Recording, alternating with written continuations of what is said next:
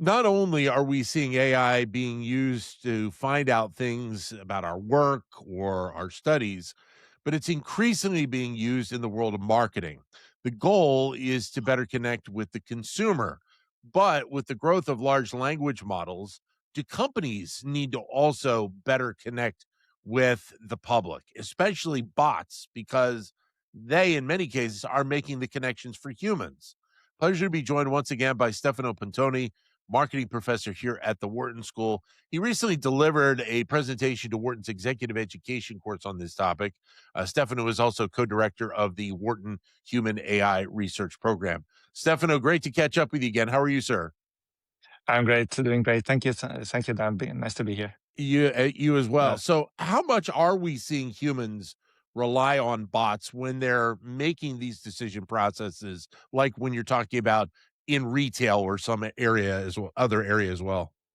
Yeah, there's a lot of exciting change happening in marketing. You mentioned retail, certainly that is one very important domain. There are others. We were convening a group of executives as part of a new program on AI in marketing that Eric Bradlow, our vice dean for AI analytics, and myself were co-leading. And a lot of the conversations were in this space.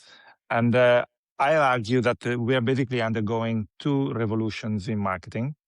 The first one is well underway, and that revolution started in 2022 when ChatGPT was released.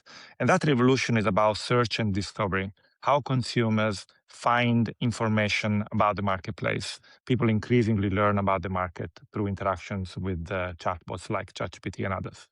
The second revolution is just starting out. This year is turning out to be the takeoff year for personal agents. We can talk about that later, but essentially, AI agents are becoming more common. They're still adopted by only a small minority, but we can see that trajectory moving very fast. And that means that it's no longer about using LLM-powered AI agents for search and discovery, but actually delegating decision authority and making decisions on behalf of consumers or informing different steps of the customer journey. So in that sense, we are seeing increasingly the buying decision being co-created by humans and algorithms. So, because you have so many people seemingly using ChatGPT right now, and to a degree, I think we still have many more people that will use it in the years ahead. How then should that impact the use of that technology really in the world of marketing? Yeah, so if you look at a recent paper that the team of economists at OpenAI, led by Ronit Chatterjee, published on what people actually do on ChatGPT, the one of the three largest users was search and discovery. And of course, you can search and discover about all kind of stuff.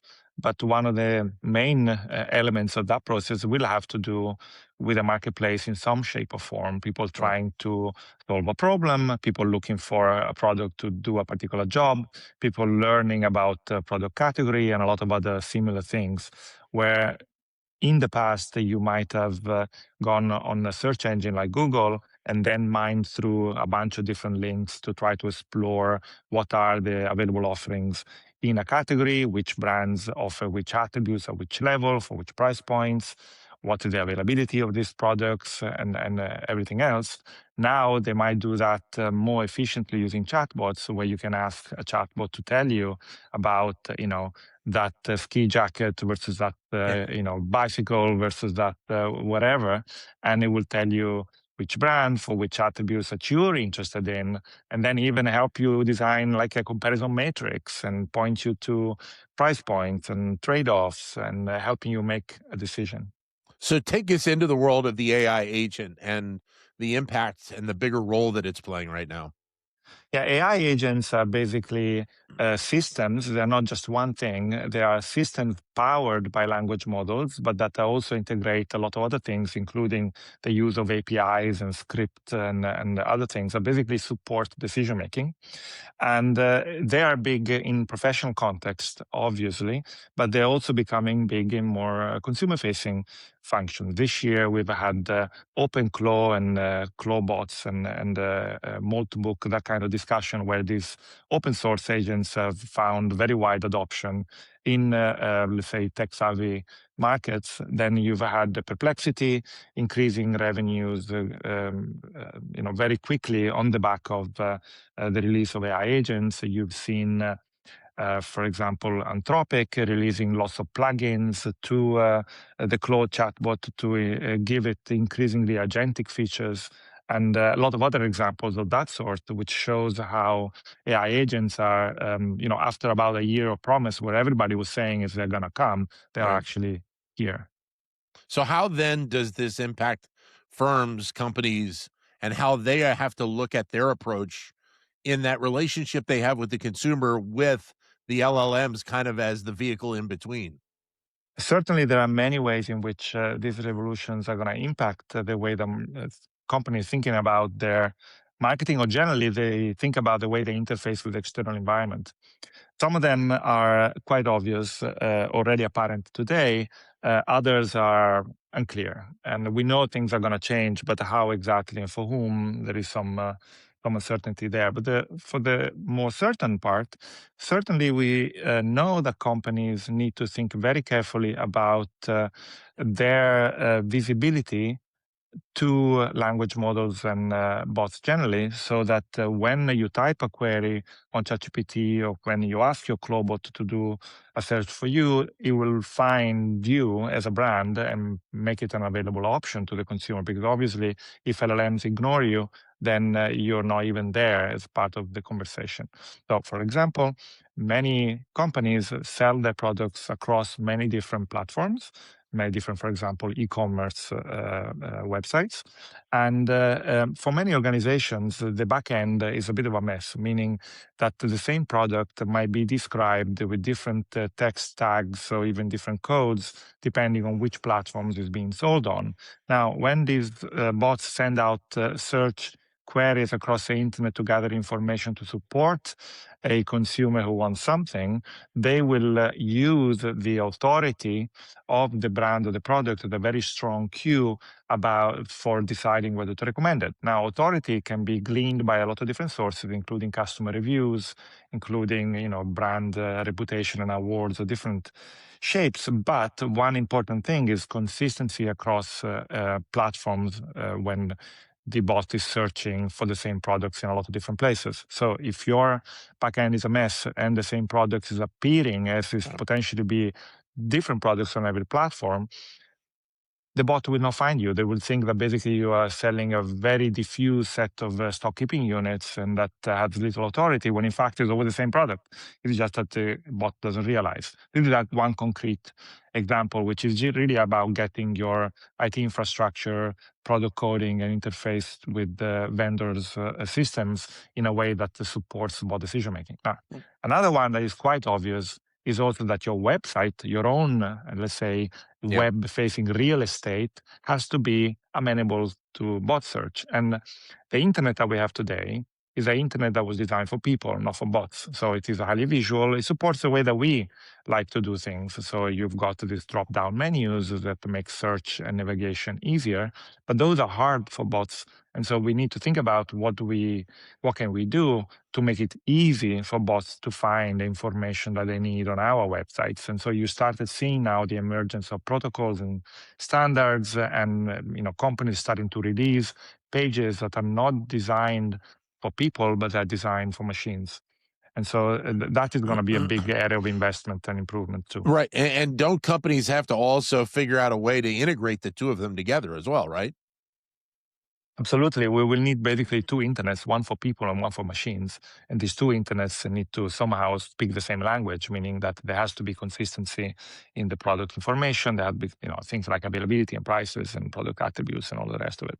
And so we don't quite know exactly how to do that, but there are lots of startups and lots of efforts in this space. So I expect a lot of, let's say, investments and interesting innovation happen at this boundary between marketing, retail, and supply chain, so to speak.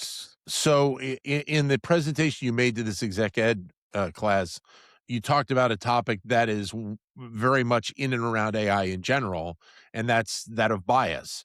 Where does bias kind of factor into this discussion around AI. Yeah, the moment that we delegate decisions to agents, then it becomes important to understand how do they make decisions. And we know that there is bias emerging potentially in language model output.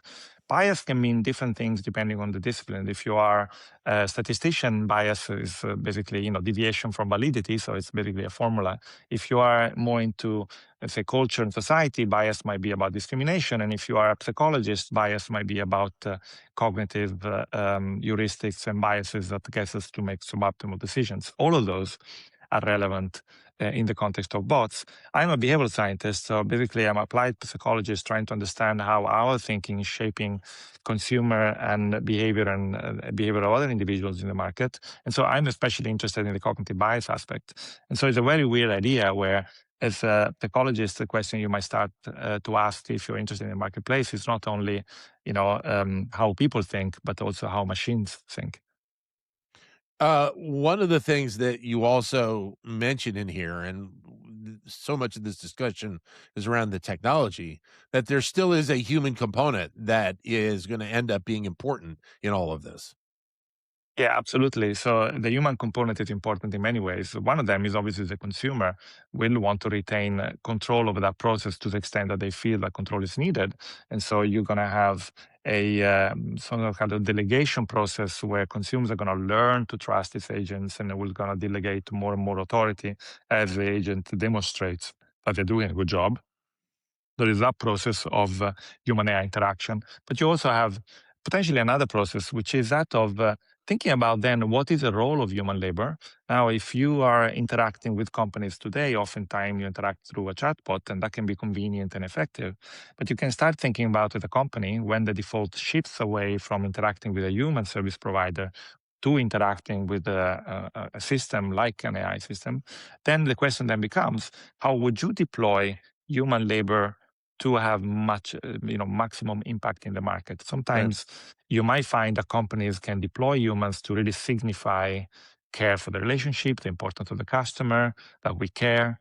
And so companies should think strategically not only about the deployment of AI labor, but also the deployment of human labor, because I think doing so could really create more valuable relationships for companies. Do you hope that there's an overall message that is gleaned from this type of a presentation with the students that you had, but also companies in general? Yeah, my big picture takeaway of all of this is that it's not going to be human alone. It's not going to be AI alone. It's going to be human and AI. And companies that are smart about capitalizing on the collective intelligence of the organizations, both its AI systems and its human experts, are going to be the ones that are going to thrive. Stefano, always great to talk with you. Thanks very much for your time today. All the best. Thank you, Dan. Have a great day. Thank you. Wharton Marketing Professor Stefano Puntoni.